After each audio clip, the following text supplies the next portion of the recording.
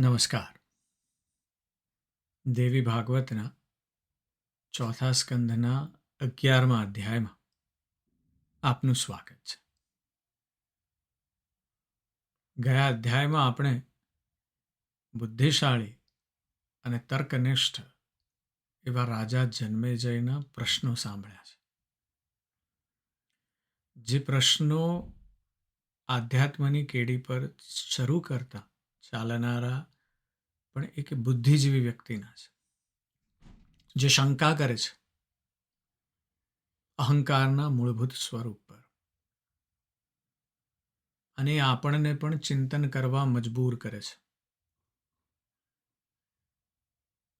જન્મેજય શંકા કરે છે કે નર અને નારાયણ જેવા મહાન તપસ્વીઓ પણ યુદ્ધ જેવી રાજસિક પ્રવૃત્તિમાં કેવી રીતે સંડોવાઈ શકે, અને એ પણ આટલા લાંબા સમય સુધી. એટલે તેના જવાબમાં મહર્ષિ વ્યાસ એક સનાતન સત્ય પ્રગટ કરે છે, અને જણાવે છે કે અહંકાર એ શત્રુ નથી, પણ સત્વ, રજસ અને તમસ ગુણોમાંથી જન્મેલું આ સૃષ્ટિનું મૂળ કારણ છે. તે સમજાવે છે કે સાક્ષાત બ્રહ્મા, વિષ્ણુ અને મહેશ પણ અહંકારમાંથી પાર નથી ઉતરતા, કારણ કે કર્મનો નિયમ છે. જ્યારે જ્યારે પણ બ્રહ્મા, વિષ્ણુ કે મહેશ દેહ ધારણ કરે છે, ત્યારે અહંકાર પ્રગટ થાય જ છે. અને વ્યાસજી એક મોટું રહસ્ય ખોલે છે કે ભગવાન વિષ્ણુના જે દિવ્ય અવતારોને આપણે તેમની લીલા માનીએ છીએ ને, તે વાસ્તવમાં મહર્ષિ ભૃગુ દ્વારા અપાયેલા એક ભયાનક શ્રાપનું પરિણામ હતા. અને આ શ્રાપની પૃષ્ઠભૂમિ તૈયાર કરવા માટે આ કથા આપણને દેવદાનવના એ સંઘર્ષના એ તબક્કામાં લઈ જાય છે. અને આ તબક્કામાં દેવોએ ભગવાન વિષ્ણુની સહાયથી પોતાના ગુરુ શુક્રાચાર્યના શરણે ગયેલા નિશસ્ત્ર દાનવો પર અધર્મયુક્ત હુમલો કરી દીધો છે. અને આણે જ એક મહાન શ્રાપના બીજ રોપ્યા છે. દેવો પોતે અધર્મનું કાર્ય કરી ચૂક્યા છે. આજે એક બીજો અધર્મ થવાનો છે, એની વાત કરવાની છે. ધર્મની મર્યાદા ચૂકી જવાના છે ખુદ ભગવાન વિષ્ણુ પણ. આપણે એક વાર સાંભળ્યું છે કે શ્રી કૃષ્ણ મહાભારતના યુદ્ધમાં કર્ણના બાણ એવા છેદી રહ્યા છે બધાને, કેટલા ઉગ્ર થઈ જાય છે કે એક વખત હાથમાં ચક્ર ધારણ કરીને, સુદર્શન ચક્ર ધારણ કરીને ફેંકવાની અવસ્થામાં આવી ગયા છે. એવી જ ઘટના કંઈક આજે સાંભળવી છે. એટલે આજની આપણી જે કથા છે ત્યાંથી શરૂ થાય છે, જ્યાં દેવતાઓ શુક્રાચાર્યના અભય મંત્રથી ભયભીત થઈને ભાગી ગયા છે. હણવા તો આવ્યા છે, પણ ત્યાં શુક્રાચાર્યએ મંત્ર સ્થાપ્યો છે, અને એટલે દેવતાઓ પાછા ભાગ્યા છે. દાનવોને હવે શાંતિ થઈ છે, યુદ્ધ ભૂમિ પર શાંતિ છે. પણ શાંતિ જે છે સ્મશાન જેવી છે. દાનવો કંઈ જીત્યા નથી. ભલે દેવો ભાગી ગયા હોય, પણ દાનવો જીત્યા નથી, માત્ર બચ્યા છે. તેમનું જે હૃદય છે એ ભય અને નિરાશાથી ભરાઈ ગયું છે. અને આ સમયે દૈત્યોના મહાન ગુરુ, કુશાગ્ર બુદ્ધિના સ્વામી શુક્રાચાર્યએ પોતાના હતાશ શિષ્યોને ભેગા કર્યા, અને શુક્રાચાર્યની આંખોમાં ભવિષ્યનું ચિત્ર સ્પષ્ટ હતું. એટલે તેમણે કહ્યું કે દૈત્યો સાંભળો, બ્રહ્માજીએ મને કહ્યું છે કે સાક્ષાત ભગવાન વિષ્ણુ પોતે જ દાનવોનો સંહાર કરવા માટે તત્પર થયા છે. હિરણ્યાક્ષ અને હિરણ્યકશ્યપુ જેવા મહાન યોદ્ધાઓને તેમણે જ માર્યા હતા. અને તેમની દિવ્ય શક્તિ સામે મારી જે મંત્ર શક્તિ છે અત્યારે અપૂરતી છે. શુક્રાચાર્ય પોતે એક મહાન ગુરુ છે, પણ પોતાની મર્યાદા સ્વીકારી રહ્યા છે. આપણી અંદર પણ આ સ્વીકારવાની અવસ્થા હોવી જોઈએ. આપણે આમ તો બહુ ઇઝીલી કહી દઈએ છીએ કે ભાઈ મને આ નથી આવડતું, આપણી મર્યાદા સ્વીકારી લઈએ છીએ, પણ અંદર ઈગો જે બેઠેલો છે એ સતત બોલ્યા કરે છે પણ હું પણ કંઈક છું. પણ શુક્રાચાર્ય મર્યાદા સ્વીકારી હોવા છતાં પણ નિરાશ નથી થયા. એટલે તેમણે દૈત્યોને કીધું કે તમે થોડો સમય ધીરજ ધરો, હું હવે ભગવાન મહાદેવ પાસે જઈશ અને તેમની પાસેથી એવો અમોઘ મંત્ર પ્રાપ્ત કરીશ કે જે દેવોના ગુરુ બૃહસ્પતિ પાસે પણ નથી. અને એ મંત્ર શક્તિથી હું તમારું રક્ષણ કરીશ. દૈત્યોના આ પરાજયમાંથી શુક્રાચાર્યની અંદર આ જન્મેલી દીર્ઘદ્રષ્ટિ છે. આ એક મહાન સેનાપતિની વ્યૂહરચના છે. આ સમજવું બહુ જરૂરી છે કે જ્યારે શત્રુ ખૂબ શક્તિશાળી હોય ત્યારે તેનો સીધો સંઘર્ષ કરવાને બદલે પીછેહટ કરીને પોતાની શક્તિ વધારવી જોઈએ. આ ઘટનાઓ આપણે હિસ્ટ્રીમાં ખૂબ બધી વાર જોઈ છે, જાત જાતના સમય. 3 ઉદાહરણ આપું છું. પહેલું છે ફેબિયસ મેક્સિમસ કરીને એક રોમન યોદ્ધા છે, રોમન સેનાપતિ છે. એને યુદ્ધ થયું છે હેનિબલ સાથે.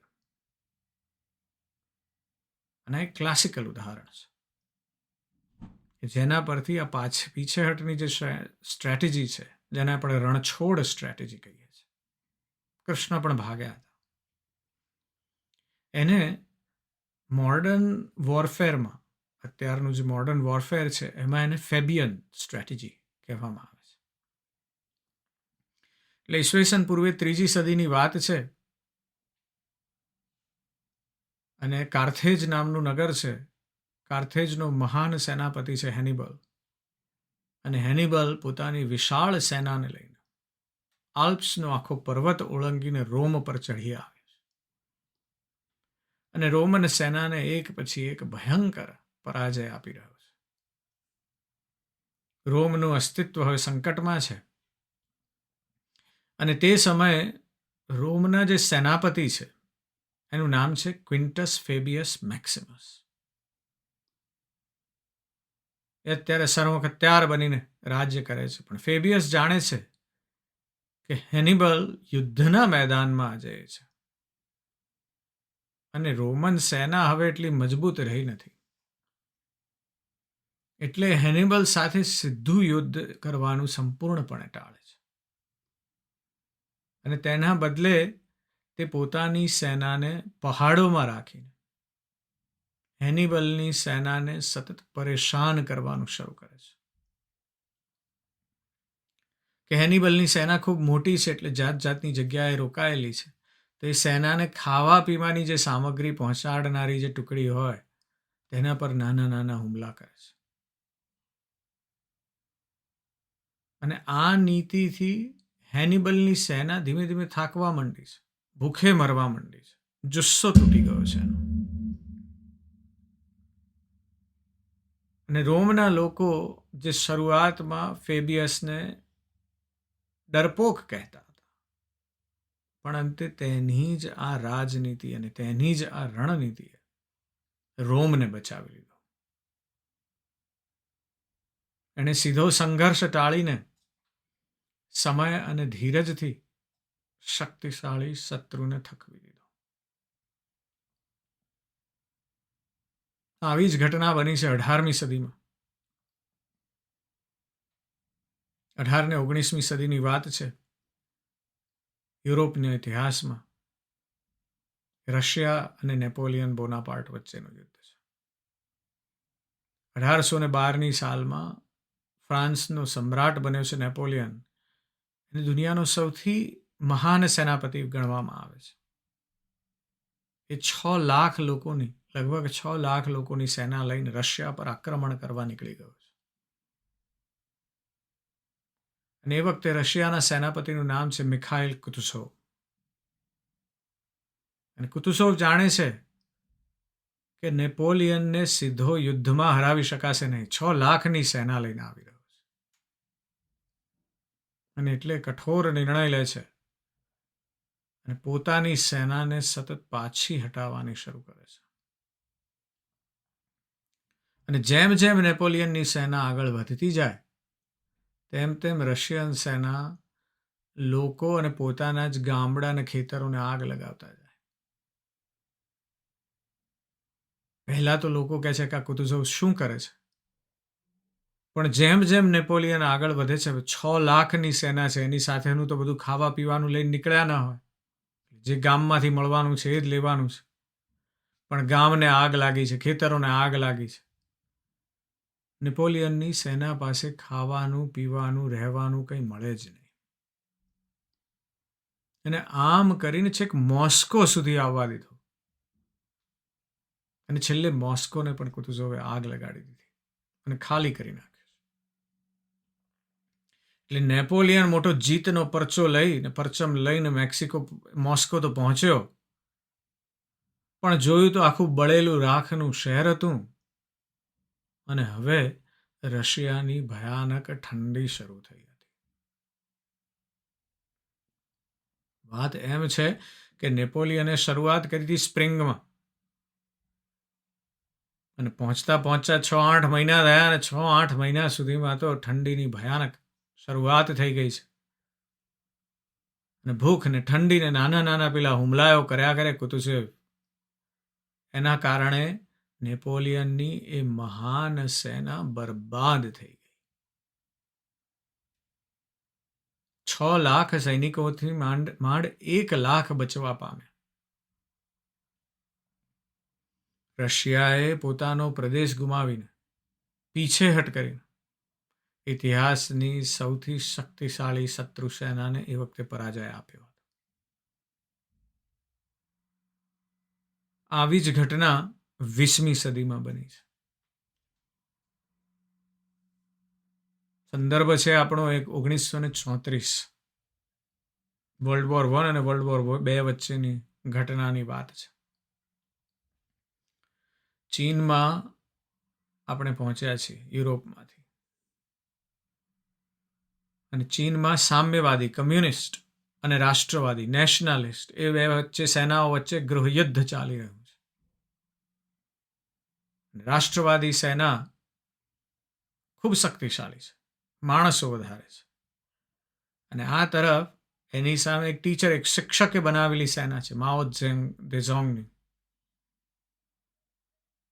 અને માઓની કમ્યુનિસ્ટ સેનાને આ નેશનાલિસ્ટ સેનાએ ચારે બાજુથી ઘેરી લીધી છે. માઓ પાસે 2 રસ્તા છે. એક કે જનૂનથી લડી લો છેલ્લું જે લડાય એટલું, પણ એ વિચારે છે કે આમાં તો મારી જ સેનાનો વિનાશ થશે. એટલે પોતાની સેનાને સંપૂર્ણ વિનાશથી બચાવવા માટે માઓ ઝેડોંગ એક ઐતિહાસિક પીછેહટ કરવાનો નિર્ણય લે છે. કમ્યુનિસ્ટ મેનિફેસ્ટોમાં એને લોંગ માર્ચ તરીકે ઓળખાય છે આ ઘટના. અને 370 દિવસમાં, એટલે કે અબાઉટ 1 વર્ષના સમયમાં લગભગ 9000 કિલોમીટરનું અંતર આ સેનાએ પગપાળા કાપ્યું છે. એક સેનાને રોજ 30 કિલોમીટર ચલાવવી ખૂબ અઘરી વાત છે. એમને એમ 30 કિલોમીટર ચાલવું ખૂબ અઘરું છે, પણ આ તો પાછળ શત્રુ પડ્યો છે. અને રસ્તામાં એ પીછેહટ નથી કરી રહ્યા, પણ જ્યાં જ્યાં જાય છે ત્યાં નવા સૈનિકોની ભરતી કરતા જાય છે.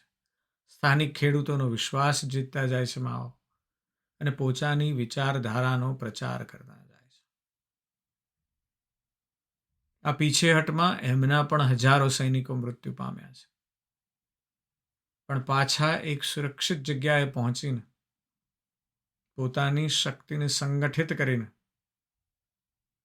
આ લોંગ માર્ચમાંથી સામ્યવાદીઓએ હાર નહીં પણ ભવિષ્યની જીતનો પાયો નાખ્યો છે. એમાંથી શક્તિ અનેક ગણી વધી અને આજે ચાઇના એ વન પાર્ટી સ્ટેટ છે.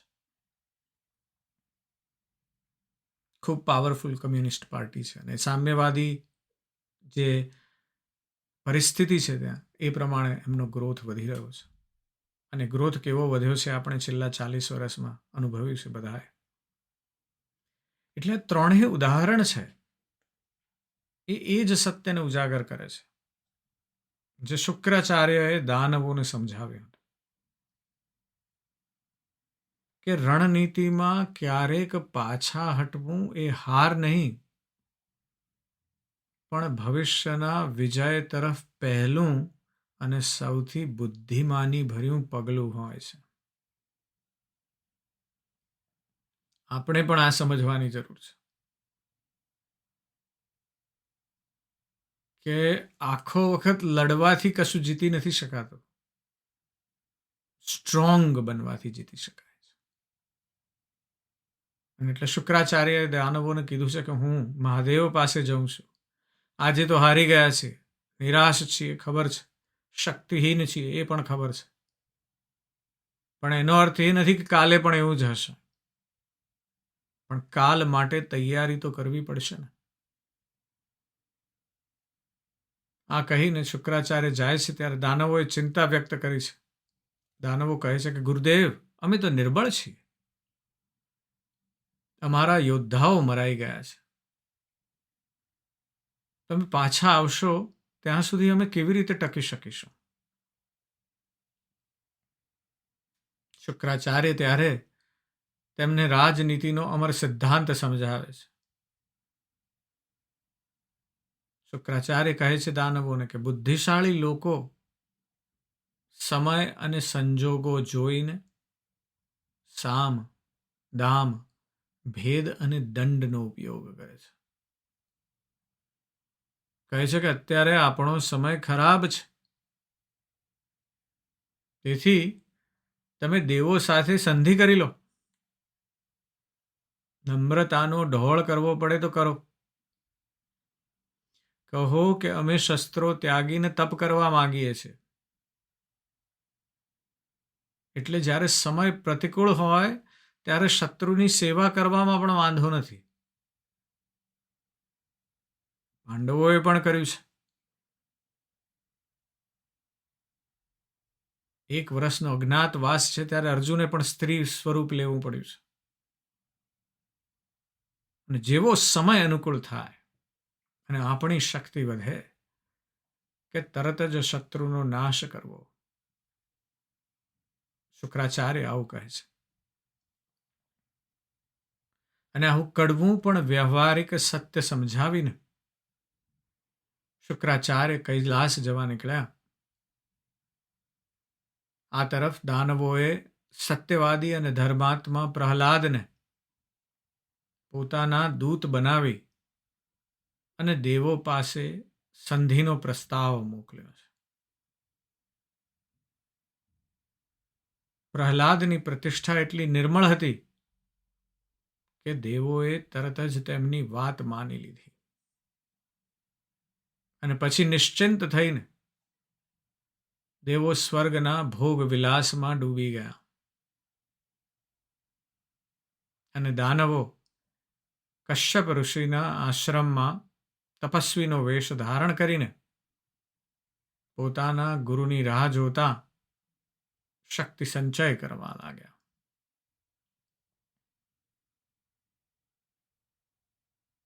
એક આધુનિક દ્રષ્ટાંત યાદ આવે છે. એક મોટા કંપનીના CEO હતા. કંપની બજારમાં લગભગ નાદાર થવાની એણી પર હતી. એટલે એમણે પોતાના સૌથી મોટા પ્રતિસ્પર્ધી હતા એની સાથે જઈને હાથ મિલાવી દીધા અને તેમની ટેકનોલોજીનો ઉપયોગ કરવા માટે કરાર કર્યો. બધાને લાગ્યું કે આણે તો ભાઈ હાર માની લીધી, હવે આનું કશું થશે નહીં.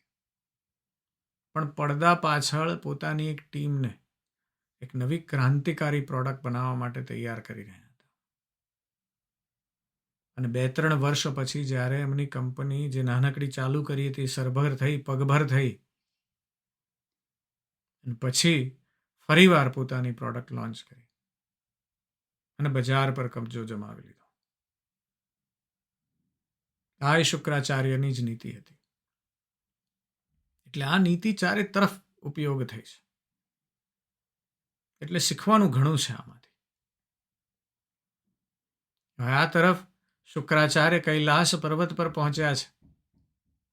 ભગવાન ભોળાનાથને પ્રણામ કરીને ઈચ્છા વ્યક્ત કરી કે હે મહાદેવ, મને દેવોને હરાવવા અને અસુરોને જીતાડવા માટે એવો કંઈક અજેય મંત્ર આપો.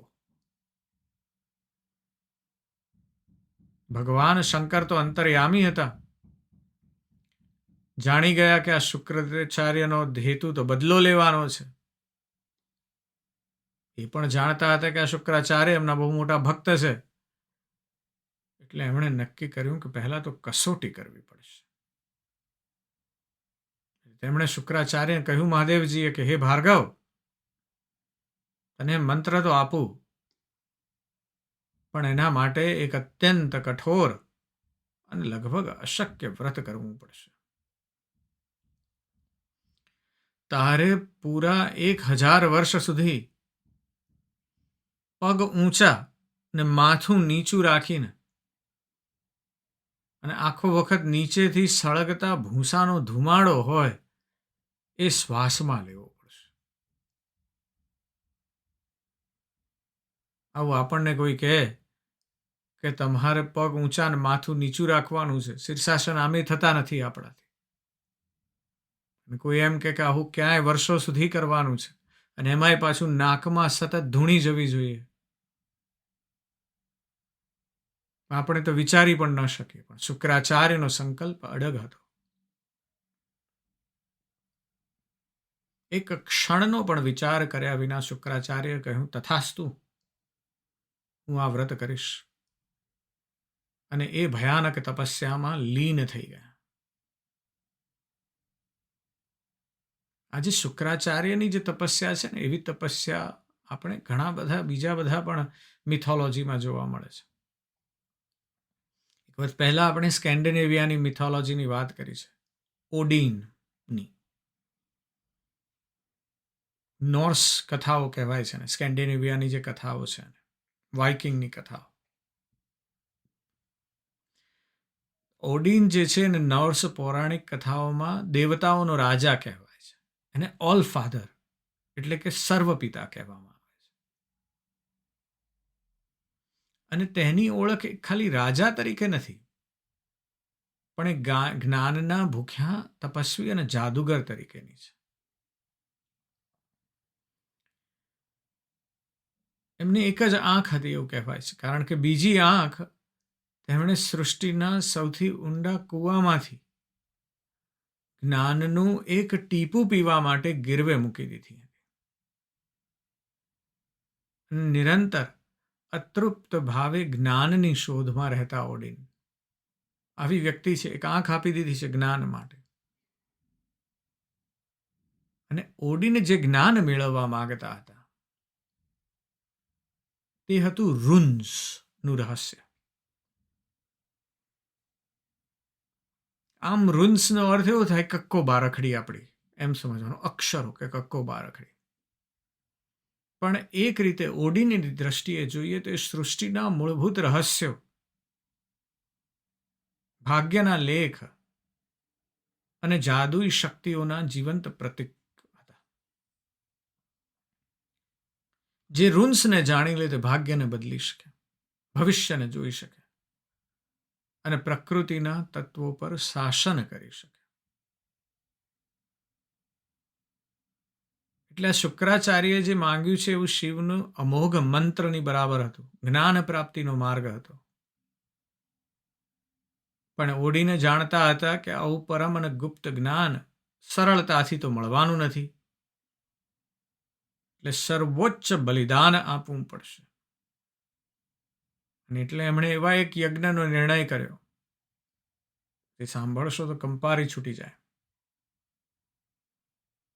યજ્ઞ માટે એમણે વિશ્વવૃક્ષ એટલે કે યજ્ઞદ્રાશિલ નામનું એક ઝાડ છે એને પસંદ કર્યું. આ દિવ્ય વૃક્ષ હતું, આપણે જેને કલ્પતરુ કહીએ છીએ એવી રીતે, જેના મૂળ પાતાળમાં અને શાખાઓ સ્વર્ગમાં ફેલાયેલી હતી.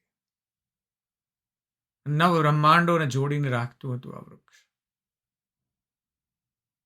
અને પછી ઓડીને પોતાના જ ભાલા ગંગનીરથી પોતાને વીંધી નાખ્યા. અને પછી પોતાની જ જાતને એ વૃક્ષ વિશ્વવૃક્ષની એક ડાળી પર ઊંધી લટકાવી દીધી, જેમ શુક્રાચાર્યએ કર્યું છે તેમ. અને 9 દિવસ તપસ્યા કરી. પૂરા 9 દિવસ ને 9 રાત સુધી એ જ અવસ્થામાં લટકતા રહ્યા. એ દરમિયાન ન કોઈએ તેમને અન્નનો દાણો આપ્યો, ન જળનું એક ટીપું. પોતે વિંધાઈ ગયા છે. નિરાહાર અને નિર્જળા રહીને આ તપ કર્યું છે.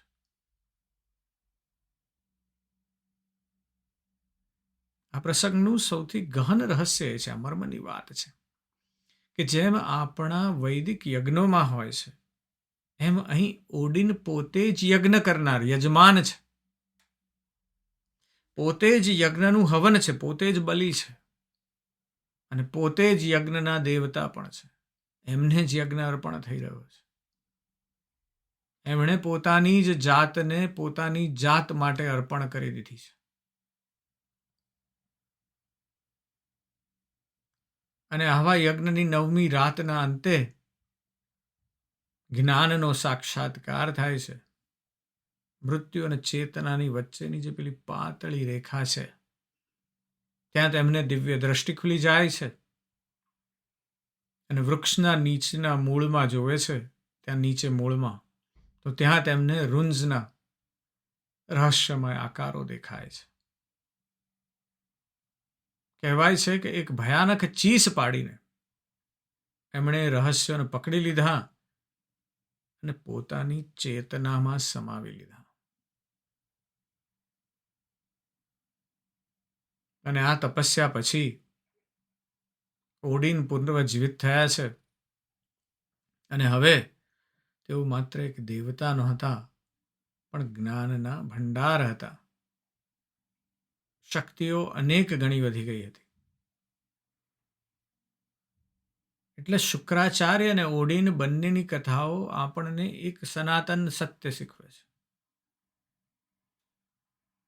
કે મહાનતાની પ્રાપ્તિ માટે મહાન ત્યાગ એટલો જ અનિવાર્ય છે. જ્ઞાન, શક્તિ કે સિદ્ધિ છે એ બજારમાં વેચાતી વસ્તુઓ નથી કે તમે પૈસા આપીને ખરીદી શકો. તેના માટે એનો જે સાધક છે, જ્ઞાન, શક્તિ કે સિદ્ધિ ગમે તેનો સાધક છે, એણે પોતાના અહંકાર, પોતાના સુખ અને પોતાના શરીર શુદ્ધાની આહુતિ આપવી પડે છે. અને પછી ભલે ને હિમાલયની ગુફા હોય કે સ્કેન્ડિનેવિયાનું જંગલ, ભલે ને મંત્ર હોય કે રૂન, સાચો સાધક જાણે છે કે તપસ્યાની અગ્નિમાં તપ્યા વિના જ્ઞાનનું સુવર્ણ પ્રાપ્ત થતું જ નથી.